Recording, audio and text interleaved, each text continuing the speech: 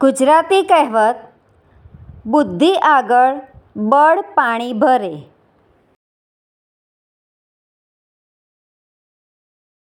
બુદ્ધિ આગળ બળ પાણી ભરે.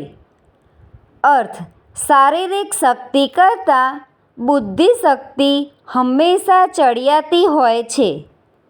વાક્ય: નાનકડી કીડીએ વિશાળ હાથીને તેની સૂંઢમાં ભરાઈને હરાવી દીધો, ત્યારે સાચે જ લાગ્યું કે બુદ્ધિ આગળ બળ પાણી ભરે.